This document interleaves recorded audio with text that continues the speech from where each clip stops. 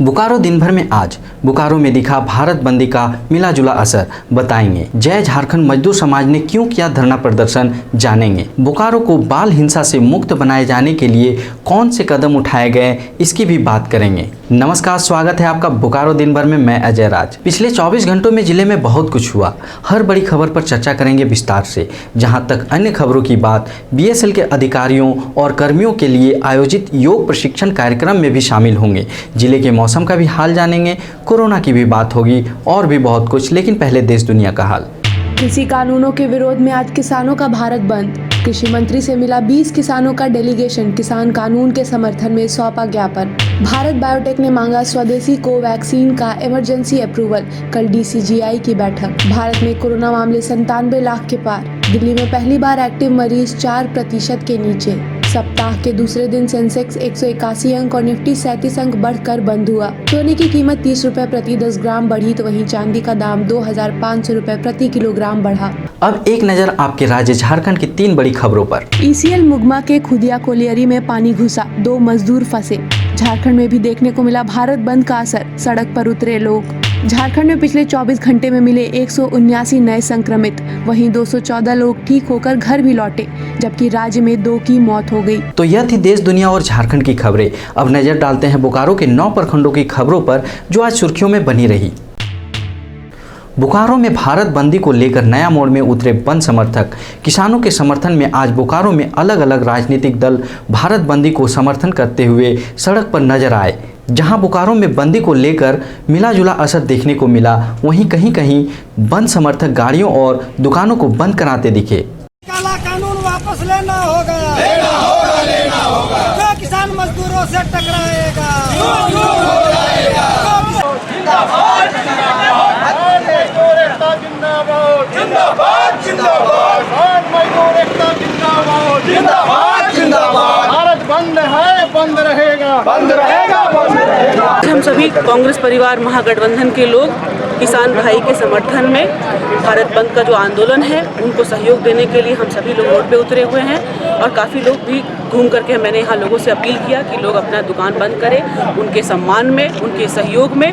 उसी के कारण हम सभी पूरे कार्यकर्तागण, कांग्रेस पार्टी के, महागठबंधन के सारे कार्यकर्तागण रोड पे हैं, ताकि हम लोग सुनिश्चित कराएं कि सुचारू रूप से ये बंदी का जो आह्वान है वो पूरा हो।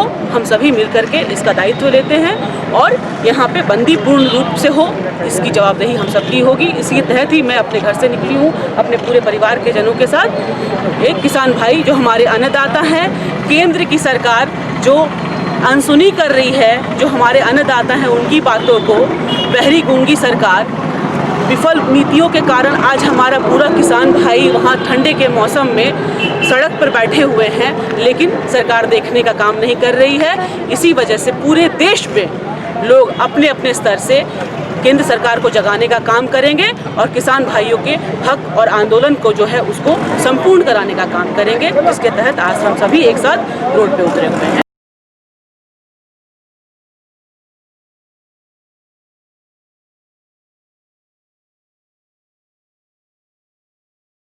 शांतिपूर्ण तरीके से बंद का आह्वान किया गया था। स्वतः लोग अपने आप को बंद कर रहे हैं। ये महागठबंधन पूरे देश में एकजुटता के साथ 130 करोड़ जनता, किसान विरोधी जो कानून है इसको वापस लेना ही होगा।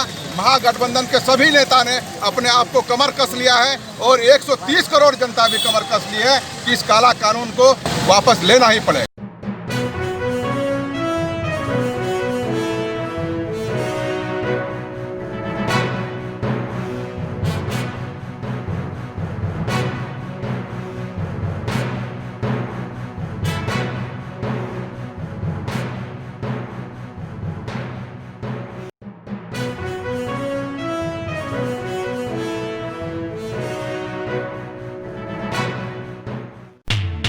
तंबाकू मुक्त शिक्षा संस्थान के लिए बोकारो जिला में 300 शिक्षण संस्थानों को चुना गया है। जिसमें हर प्रखंडों के 20-20 स्कूल हैं। इसी कड़ी में सोमवार को सदर अस्पताल में चास और चंदन क्यारी प्रखंड के विभिन्न विद्यालयों के हेडमास्टर के लिए प्रशिक्षण कार्यक्रम का आयोजन किया गया, जिसमें डॉक्टर राजश्री रानी ने कहा कि स्वास्थ्य और परिवार कल्याण मंत्रालय भारत सरकार ने किशोरों और युवाओं को तंबाकू की लत से बचाने के लिए और शैक्षणिक संस्थान को तंबाकू मुक्त बनाए जाने के उद्देश्य से तंबाकू मुक्त शिक्षा संस्थान के लिए संशोधित दिशा निर्देश जारी किया है। तो वहीं राष्ट्रीय तंबाकू नियंत्रण कार्यक्रम के डिस्ट्रिक्ट कंसल्टेंट मोहम्मद असलम ने कहा कि विद्यालयों में तंबाकू मॉनिटर नियुक्त किए जाएंगे, जो विद्यालय में तंबाकू का सेवन करने वालों पर अपनी नजर रखेंगे। वहीं शिक्षण संस्थान के मुख्य द्वार पर कोटपा अधिनियम की धारा को डिस्प्लेड करना होगा। शिक्षण संस्थान की चारदीवारी की 300 फीट की घेरे को तंबाकू मुक्त क्षेत्र बनाना होगा। उन्होंने कहा कि बच्चों को तंबाकू सेवन से होने वाले दुष्प्रभाव की जानकारी कम से कम 6 महीने देनी होगी। साथ ही विद्यालय परिसर में तंबाकू के दुष्प्रभाव संबंधित पोस्टर लगाए जाएंगे, ताकि भविष्य में किशोरों और युवाओं को इस लत से बचाया जा सके। बीएसएल के खिलाफ जय झारखंड मजदूर समाज ने आज सेक्टर 4 गांधी चौक पर 1 दिवसीय धरना प्रदर्शन किया। यह जय झारखंड मजदूर समाज की ओर से 1 दिवसीय महाधरना का कार्यक्रम चल रहा है। अभी बोकारो स्टील प्लांट का जो नीति है और नियत एनजेसीएस नेताओं के साथ मिल करके पूरा मजदूर विरोधी, चाहे ठेका मजदूर हो चाहे इस्पात कर्मी हो, उनके विरोध में सारे निर्णय लिए जा रहे हैं। आज 2015 के बाद लिव इन कैशमेंट बंद था और लिव इन कैशमेंट जो अभी स्टार्ट किया है इस महीने से, उसमें उसको इतना तोड़ा मरोड़ा गया है कि मजदूर जो है 2% मजदूर भी उससे लाभान्वित नहीं हो रहा है। इसलिए हम लोग का यह मांग है, जिस तरह से पहले लिव इन कैशमेंट हुआ करता था, 30 दिन अगर किसी के पास लिव इन कैशमेंट है, 20 दिन है या 1 महीना है, तो उसका आधा लिव इन कैशमेंट होता था। उसके लिए हम लोग आज उसका विरोध दर्ज कर रहे हैं। अभी केंद्र सरकार के द्वारा यह कहा जा रहा है कि जिस दिन सेल में वेज रिवीजन होगा उस दिन से ही एरियर दिया जाएगा। इसका हम लोग घोर विरोध करते हैं। हमारी मांग है कि 1/1/2017 से वेज रिवीजन मजदूरों का ड्यू है और इसीलिए जल्द से जल्द वेज रिवीजन किया जाए और 1/1/17 से जितने तरह का भी भत्ताओं का जो बनेगा पैसा, उसका एरियर का भी भुगतान होना चाहिए।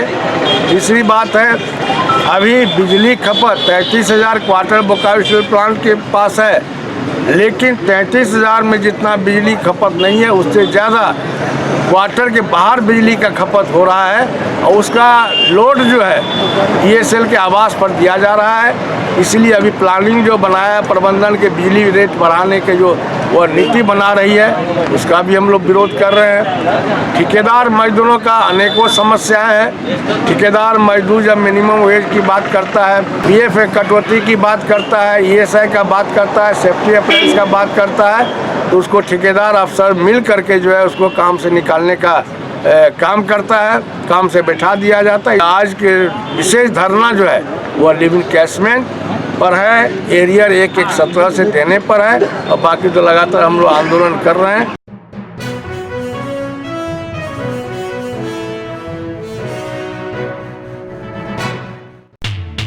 अब जान लेते हैं कोरोना अपडेट। बोकारो जिले में सोमवार को कोरोना के 13 नए पॉजिटिव मामले सामने आए हैं। वहीं 7 लोग ठीक होकर घर वापस लौटे, जबकि जिले से 1744 सैंपल कोरोना जांच के लिए जमा किए गए। बोकारो को बाल हिंसा से मुक्त बनाए जाने के लिए थानों को चिल्ड्रन फ्रेंडली बनाए जाने की प्रक्रिया शुरू कर दी गई है। वर्ल्ड विजन इंडिया बोकारो ने बच्चों के लिए चुप्पी तोड़ो हिंसा रोको अभियान कार्यक्रम शुरू किया था, जिसकी अगली कड़ी में संस्था ने अलग अलग थानों को चिल्ड्रन फ्रेंडली बनाने और चिल्ड्रन फ्रेंडली थाना के रूप में विकसित करने की प्रक्रिया शुरू कर दी है। इसी सिलसिले में सोमवार को संस्था ने बोकारो जिला के बीए सिटी थाने का भ्रमण किया। संस्था का कहना है कि बच्चे समाज के आईने होते हैं। जिस समाज का बच्चा जितना सशक्त होता है वह उतना ही सशक्त माना जाता है। इसलिए बाल उत्पीड़न और बाल शिक्षा पर विशेष काम करने की ज़रूरत है।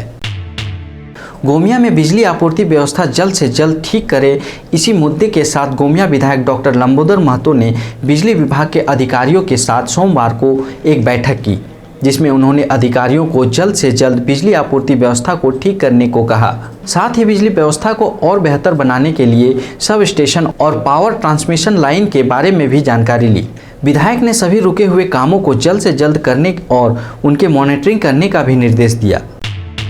महिलाओं को आत्मनिर्भर और सशक्त बनाने के लिए CCL ने CSR के मद से B&K करगली फुटबॉल ग्राउंड के भवन में निःशुल्क सिलाई प्रशिक्षण केंद्र का सोमवार को उद्घाटन किया गया। मौके पर मौजूद B&K GM MK राव ने कहा कि महिलाओं का पढ़ाई लिखाई के साथ साथ हुनरमंद होना जरूरी है।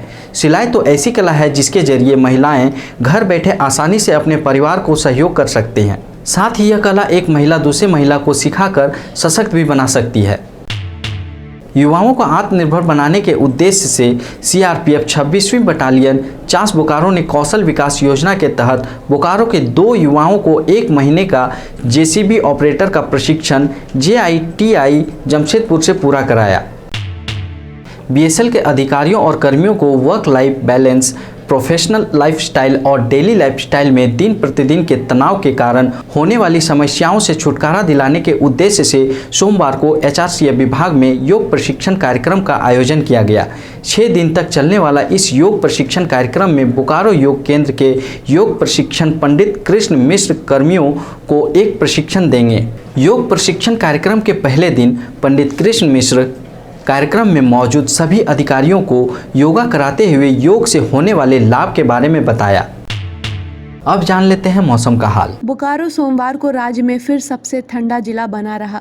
मौसम विभाग के अनुसार सोमवार को जिला का न्यूनतम तापमान 11.1 डिग्री रिकॉर्ड किया गया, जो कि सामान्य से 1.6 डिग्री कम है। आज दोपहर आसमान में कड़ी धूप निकली रही, जिससे मौसम में गर्माहट बनी रही। मौसम विभाग के अनुसार अगले कुछ दिनों तक मौसम में उतार चढ़ाव देखने को मिलेगा। आज का अधिकतम तापमान 27 डिग्री सेल्सियस और न्यूनतम तापमान 13 डिग्री सेल्सियस रिकॉर्ड किया गया। आप अपने आसपास की घटनाएं और समस्याओं को हमें व्हाट्सएप कर सकते हैं। हमारा व्हाट्सएप नंबर है 9334210302। फिर मिलेंगे बोकारो दिन भर में सोमवार से शुक्रवार रात 8 बजे। तब तक के लिए नमस्कार। बने रहें thetimes media.com पर। आप हमें Facebook और YouTube पर भी देख सकते हैं।